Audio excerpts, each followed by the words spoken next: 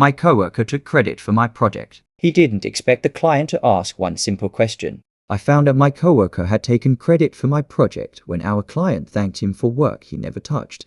We're on the same team. Same title. Same pay. I'm usually quiet, head down, just trying to get things done. He's the opposite. Loud in meetings. Always volunteering to present. When our manager assigned me a new client rollout, I handled everything. Built the timeline. Coordinated vendors. Wrote the documentation. Even stayed late to nights fixing issues that popped up during testing the morning of the presentation. My coworker asked if he could walk through the slides since he was more comfortable speaking. I didn't think much of it during the meeting. He talked like it was his project. He used I a lot. The client nodded. Our manager smiled. Nobody corrected him.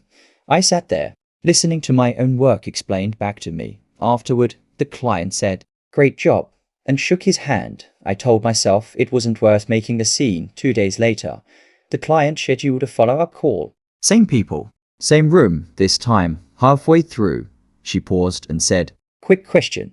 Everyone went quiet. She looked directly at my coworker and asked, "When you built the automation workflow, how did you handle the API rate limits?" He froze. He opened his mouth, closed it, then said something vague about optimization.